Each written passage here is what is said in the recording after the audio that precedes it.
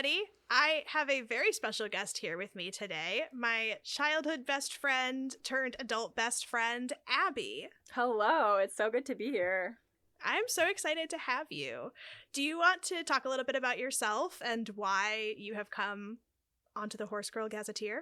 Yeah, I am so excited to be here because I think that horses are really important to me and Georgia's relationship because it's actually how we met and was such an integral part of our childhood together. I started riding with Georgia's mom, so when you hear her talking about all of the childhood shenanigans with her ponies and her friend, that friend would be me. So excited to be here and involved with this. After I started riding with Georgia's family and at her barn, I did some hunter jumpers at other barns when I was in middle and high school, kind of fell out of riding in college. I am so excited that Georgia invited me to be a part of this podcast and kind of bring a little bit of my love of history into the podcast and what it's all about. And we kind of were thinking, what better place to start with the history of humans and horses and how they intertwine than the earliest horses on the planet. And something that we kind of were both struck by is the fact that the story of horses actually began right here in North America. Because I think I had always been exposed to this conception that horses weren't here and they originated somewhere else and then were brought here by Europeans in the 16th century. But that is not true. They actually evolved right here in our grasslands 55 million years ago is the earliest ancestor to date that we know about, at least. And then from there migrated across the Bering Land Bridge into what is now Siberia, from where they spread across Asia into Europe, Middle East, and the North Africa, and then disappeared from our continent while they evolved elsewhere and then came back in the 16th century with the Spanish. So I think that this story here is so much richer than I ever envisioned it. It's fascinating that the story starts here and then wild species were later found in every continent except Australia. Yeah, it's really cool too, because when you study the history and the evolution of horses, you're also studying the history of our understanding of evolution, because part of how Darwin's theory of evolution was proven is that a biologist, I can't remember his name, in North America, he was trying to disprove Darwin and he accidentally proved Darwin's point because they found these super old remains of what were later connected to horses, and they proved the theory of evolution like through horses because they were like, well, these bones are way older than what we know for a fact was the earliest we brought horses to North America. They had to have come from somewhere, and they are not the same as the horses that we know today, and they were like clearly these proto-ancestors. It also is kind of fun to look at reconstructed drawings of the earliest ancestors of the horse just because of how different they are from modern horses, and the puzzle has been filled in to some extent, right? Like, we've found fossils that we can connect and date and prove ancestry, but they are so nearly unrecognizable to what we know as horses, which is something that you have looked into a little bit with this tarpan, right? Yeah, well, the tarpan was this really cool animal that I think a lot of people have seen that was this third member of the equus family. So when we talk about horses, we're talking about, you know, the horses that we ride and know, but they're also a member of the equus family. So the domesticated horse is Equus caballus. The tarpan was called Equus ferus. And then we also have the Mongolian horses, which are Equus przewalski, and those are the Przewalski horses. And all of them belong to this Equus family. And the tarpan, I will share out a picture of it when I post this episode, looks nothing like other horses. And that creature looks far more like the earliest horses than like a thoroughbred does. And they are unfortunately now extinct. The last one died in captivity in the early 1900s, I think. But it's really interesting because they used to be these like multi-toed little creatures scurrying around for berries and these like lush grasses. Yeah, they did not look like very graceful creatures. You would not catch one of those in a dressage ring, I don't think. But what really interests me is not only are horses kind of this piece of the puzzle of evolution, evolving one species at point A into another at point B, but it also is a striking example of how animals can respond to environmental stimuli and how that change happens over time due to the environment. Like, it's such a great example of natural selection, but also of like adaptation to the environment that they live in. Because in North America, these early instances of the horses came to be in this environment with very low elevation, dense forests, like really lush greenery. And then, of course, geological history points to continent rising above the sea level, world gets colder and drier. Those forests go away. They're super thin. There's more open, grassy plains in what is now the Midwest that we know and love today. And kind of in this moment, the horses are either going to go extinct because they cannot survive in these geological changes in the new world that is created, or they're going to adapt, right? And luckily, they adapted. Their feet evolved to be able to solidly stay on the plains. They got harder. Their limbs got longer so they could get faster. Their head and neck extended so that with the longer limbs, they can graze on these plains. And the teeth changed to feed on hard grasses in the dry plains rather than that soft, wet food in that luscious forest, you know? And so that's just fascinating to me, just how it provides this puzzle piece that was kind of missing in terms of responding to the environment that animals are in, being the driver for evolutionary change. Right. And when we talk about horses, and when we talk about evolution in general, we like to think of it as really linear, but it's not. It's like the branchiest, most obnoxious tree to try to unravel because there are so many endpoints. While the tarpan and the horse shared an ancestor, you know, so long ago, they did branch off from each other and they became two distinct creatures. And you were talking about it's evolve or die. In North America, they died. They couldn't keep up. It's not their fault per se. Like, most of the megafauna in North America died out. That's also when the giant beaver went extinct. That's when we lost a lot of those big, humongous animals that we know existed at one point. And horses were one of those because they had started to evolve, and then there was too much competition in the very small amount of land that was left in North America. But they found their niche over in the like Eurasian steppe and were able to continue to evolve in a different way over there. And that's so interesting to me what you said about kind of evolution not being linear, like not being from point A to point B, because earlier you said that the last tarpan died in captivity in the 1900s. Like, they did not just go away as the modern horse began to evolve or take steps towards what we now know as the horse. These creatures' traits die out over time, but some of them didn't, and they just coexisted at the same time, which is really interesting to me because I think we often have this idea that unfavorable traits die out and new ones emerge, but that happens through trial and error, right? And it happens over many generations, and sometimes both traits can exist and thrive or not thrive and both die out. That provides a really essential clue in terms of what evolution really is, which is kind of creating these adaptations, and it's not always gonna work, right? Like, sometimes they evolve in the wrong direction and they evolve backwards. Well, and we know that it's not linear because horses, outside of the tarpan, we also have zebras, which are in the equus family, and we have donkeys, which are in the equus family, and we have mules, which are not really considered their own species because they can't procreate. But we have evidence that evolution results in these really distinct and different things, and the zebra, when we're talking about horses, is a really interesting one to look at because they share a lot of commonalities, but the zebra can't be domesticated. We have tried several times and it has not worked, and horses can. So even when you talk about from a psychological perspective, like, they're so different. That is hilarious to me because honestly, like, when you think of it like that, it seems like a total game of chance that we even arrived at a point where humans could have any form of relationship with these creatures. Because, like you said, zebras are perfect, except for the fact that their disposition is horrible. They're mean. They could never be the domesticated horses we know today.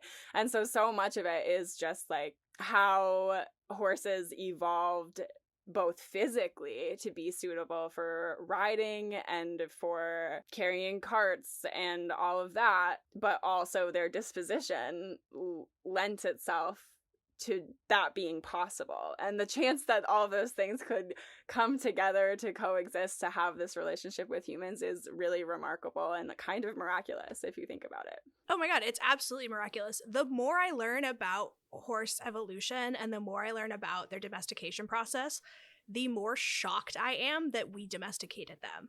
The chances of them existing is infinitesimally small. Like, it shouldn't have happened if we're playing a game of chance. You know, you don't bet on the horse evolving the way it does. Just to stay on zebras for a second, because I think this is hilarious. Horses are the perfect flight animal. That's part of why we could domesticate them. That's part of why we've been able to train them to be cavalry, is because they are built to go fast and far and follow the leader. And those are all the things you need to have a really good travel companion. And zebras are mean. We have tried to domesticate them. And this was a comparison that I think is really interesting that I heard the author of one of my favorite books share in a podcast that he guested on. He was like, the African slave trade would have looked a lot different, and the colonialization of Africa would have looked a lot different if Europeans had rolled up and been met with zebra cavalry. Yeah, no, that is a crazy thought experiment, but so true. So true. Yeah, horses have defined human history, and that is one of the most concrete examples, and gives an opportunity to talk about the zebra, which I find really funny because zebras are so mean, and when we try to domesticate them, it doesn't work because horses, you know, they start out as babies and they're kind of punks, and you kind of have to like just train them and get them to listen and fall in line. Zebras don't believe in falling in line. They get more mean as they get older. They account for the most zookeeper accidents of any other animal because also when they bite, they don't let go, and they bite a lot. Their first instinct is to bite. They are not the perfect flight animal. They will choose fight. Oh my gosh. Yeah, I had no idea that they were so mean until you started talking about it. Kind of connecting these dots, right, between this being a total game of chance and linking that with this story of how humans have dominated the world, the ecology of the world, and other people in the world. Like, horses are really power. Like, they came to be this symbol of power and domination in a way that is fascinating to me and so deeply intertwined with the history of, like you said, colonization and the slave trade. And something else that is fascinating to me is how not only did horse evolution and horse domestication impact culture and power and all of that, but also how they impacted the environment that they lived in. Because we've spent quite a bit of time talking about how the environment has impacted horses and how they've had to evolve to survive in these environments or be forced to leave or die out. But it's also crazy to think about how much ecology has been impacted by the very fact that horses were there. Because those wild horse ancestors and modern wild horses, they feed on this dry vegetation in the plains, in environments like that are cold and dry, but have hard vegetation. And what does that dry vegetation do? It catches fires in the plains. So much kind of like the bison of the Great Plains area, they were really essential to controlling wildfires. Beyond that, they had a really connected relationship with other animals living in the area that these herds moved about in. They dug water holes in dry areas, which is not something that many animals do. They dug for water, which is one, genius, but two, really lends itself to other animals who are more opportunistic in nature taking advantage of that, because they can use those holes for water access too. So in a way, horses kind of sustained biodiversity across the Great Plains during this time of like really rapid changing environments. And you see that too in, of course, pathways through vegetations that horses create. Once it's trampled down, it's much more passable for other creatures that might not be able to break through that bush. And then so suddenly these populations are more mobile. They're spreading native plant seeds through their manure. And so this the impact that not only the environment had on horses and pressuring them to change to adapt to the environment, they also in some other ways shaped the environment that we know now, even though wild horses have long been gone from those areas. One thing too, because we had mentioned this earlier, you had talked about their feet getting harder and more focused, and part of that was for these reasons, so that way they could dig. Because if you have a little tarpan with his little feetsies trying to dig in the dirt and find some water, it's not going to go as well. But horses could, and horses would also break ice during the winter. They would use their feet and break the ice on the lake, so that way they could get water. And like you said, other animals could get water too.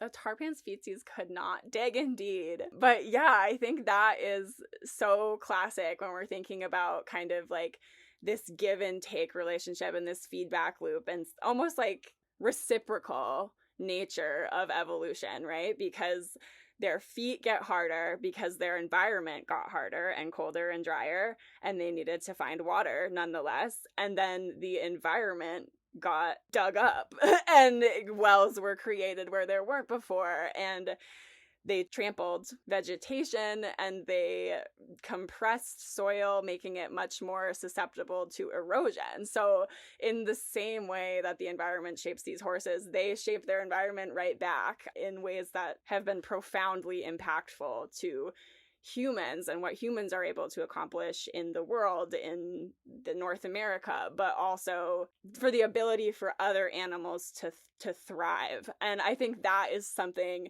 that I think about all the time now, is how different our world would look if horses were not in North America when they were, or the ancestors of horses were not in North America where they were. Because like so many species that evolved and adapted and were able to survive despite these drastic weather changes and geological and geographical changes could not have without horses. And so it's kind of an interesting thought experiment to think about just how different our world would look if horses were not here. And of course, other animals serve similar roles in the ecology as well. Like bison have control wildfires too, and their grazing was huge. It is just kind of fascinating to think about how many things converged because of horses and also to lead to horses. They had such a profound impact even before they were involved with people, which makes it all the more interesting that they got involved with people,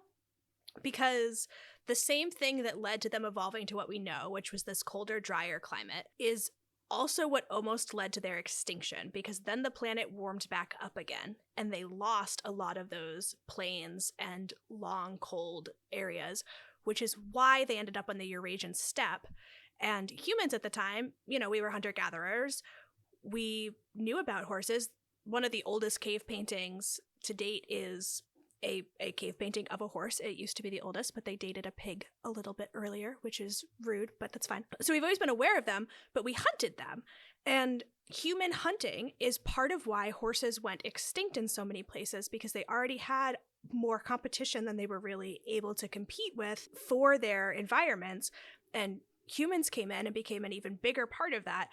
And they got to the point where there was a very, very small population of them left.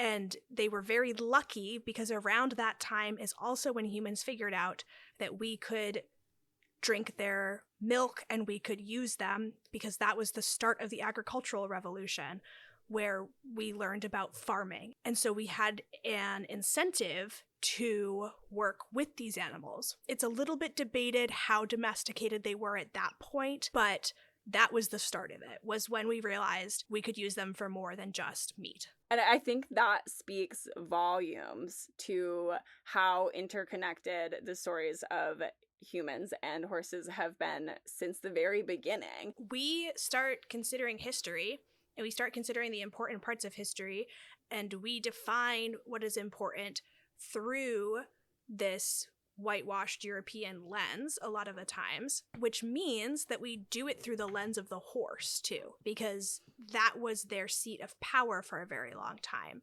was their cavalry and their ability to expand their influence through horses. And so pre-conquistadors, there were not domesticated horses in North America, and there had not been any horses in North America for a very long time by the time they came around. Yeah, and I think that we have a much richer understanding of cultural history and environmental history and the relationships humans have always had to nature. Even our earliest ancestors, and horses are a big part of that. They've been a casualty of that, but they've also been a tool to change our environment or dominate other people's. This is not a new phenomenon, and it is not exclusive to any one group of people. Yeah, there are a couple of competing theories for domestication, but you're totally right in that once we domesticate them, they become this powerhouse of cultural spread. And one of the key factors in determining when horses were domesticated were when people started spreading their culture. There's two competing theories. They both revolve around the Yamnaya people on the Eurasian steppe. Both of these theories agree that they were the first to domesticate the horse. And the first theory puts them at about 6,000 years ago doing this. And there's many factors that go into that theory, but one of them is that they had a very particular way of creating these burial mounds that were really obvious, and they were these grave sites that had these big, large mounds on top of them. And there's evidence of that around 6,000 years ago exploding across their continent in a way that is unprecedented in human history up to that point. And so one theory is that they domesticated horses, and they were utilizing horses to spread their culture because they were able to move. The world gets a lot bigger when you can ride a horse. You can go a lot farther when you have a horse. If we didn't ride horses, we would be very isolated to this day. And so culturally, there is that lens. The second theory of domestication puts it about 2,000 years after that. There's a couple of other factors that go into it. There's more evidence that there was actual equipment being used, and there's more evidence of conquest at that time versus just cultural spread. And horses don't tend to equal peaceful spread of culture. Horses tend to mean conquest, which is something you have to reckon with if you ride horses for sport now, is that no matter what discipline you're riding, it doesn't matter. Horses have a history of conquest. That is our relationship to them from the beginning, is they have been used as a weapon, and they have been used in other ways too, but where horses go, violence tends to also go. Yeah, that's so true. And I had read in a separate article, I think, that some of the earliest tools humans made after just creating wooden spears or made from horse bones. Like, they used horse bones to make these tools and weapons to then dominate other people. So not only are horses, like riding horses, kind of so inextricably linked to conquest and war and violence, but in fact, like the very concept of a weapon is also has really early roots in horses, as if nothing more, a material to do so. So those histories are so tied up in a way that it is challenging to kind of think about and sit with, because how much can we like really distance ourselves from that, and how much can we reckon with and shift away? And I think the answer is to acknowledge it head on and kind of like grapple with it for a minute, which is what we're trying to do here. Like, that, those are the conversations that we want to have. It's great. And it's funny that it's you and I who are having these conversations, because our history with horses is being kids and getting up to shenanigans. And the leading theory, no matter when you think horses were first ridden, is that it was some kid that hopped on a horse, said, "Look what I can do." And other people went, "Well, that's not a bad idea." And the rest is history. Like, we literally think pretty much everybody agrees some kid got on a horse, proved it was possible, and from there people just took off with it. And I think that kind of goes to show what we were talking about earlier with, like, people have always been people. Like, people have always had this inclination to be like, hey, look what I can do. Hey, wouldn't it be cool? Maybe this would be easier if we did it this way instead. And as soon as horses were seen as this viable way to advance that, the world changed forever. And those stories became so inextricably linked between horses and humans in a way that is never ending. And there's so much to dig into and so many examples that we are so excited to dig into. It's crazy how I think not only are they a tool of kind of a globalized and interconnected world, but they're also examples of human efforts to kind of remain isolated or to bridge those gaps, like bringing horses places horses have never been before, and keeping horses of a specific breed separate. Like, there's just so much there to dig into, and it reveals so much about human nature and culture and history to really dig into and question how horses have been wrapped up in those narratives. Well, and if we want to talk about interesting moments with horses too, I mean, obviously you have, for distinct breeds, you have the Przewalski horses, which are the last true wild horses in the entire world. They share a different ancestor than the modern day domesticated horses do. You also have Iceland with their Icelandic horses. And part of why those horses are so special is because Iceland doesn't allow the import of any other horses to that continent to protect the breed, because they are so cut off that they don't have the same resistances to disease that a lot of the other horses have evolved to have through interacting with humans so much in different parts of the world. So if you were to import a horse to Iceland, you would likely destroy the population there. Yeah, Icelandic horses were exactly the example I was going to bring up when you mentioned that, because not only is everything you just said so spot on in terms of like humans manipulating evolution in a way, or preventing it from happening and preventing these preferable traits to develop, but also it's such a striking example of human nature to create this national identity. Like, the whole reason for doing that is because they are very protective of this idea, this image of an Icelandic horse. You close your eyes, you see an Icelandic horse, and that is so important to the cultural identity of what being Icelandic is. It just brings up so many interesting questions about national identity, and horses are wrapped up in that too. They're wrapped up in everything, and I'm extremely excited to get into all of these little nooks and crannies of horse history. But I think that we've done a pretty good job at introducing them and going through where they came from. So next time we can talk about what it looked like when they were domesticated and how that whole story started.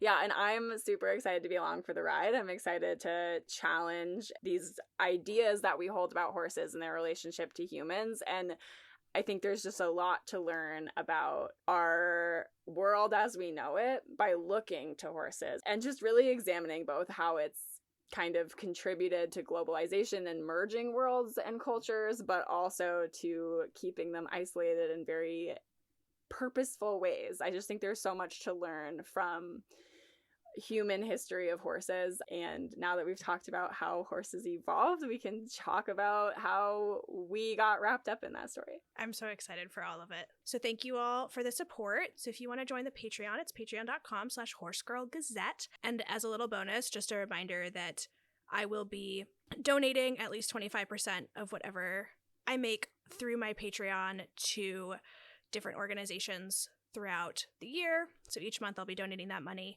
And as patrons, you'll be able to vote on where that money goes, which I just feel like is an important effort, especially in today's climate. Thank you for coming along on this adventure and joining us with this conversation. And thank you, Abby, for helping me put this together and do this. I'm so excited. Thank you for having me and giving me an excuse to dig into my college's alumni JSTOR. It's been very fun, and I'm excited to keep doing this with you. All right, we'll talk to you later. Bye. Bye. Thank you for joining us this week at the Horse Girl Gazetteer. You can find us online at Horse Girl Gazetteer on Facebook or Instagram and Horse Girl Gazette on TikTok and Patreon. You can also email us questions or comments at horsegirlgazetteer@gmail.com. If you find yourself enjoying our content, please leave us a review and share the link with your friends to help others find their way here. Any and all support is greatly appreciated. Talk to you later.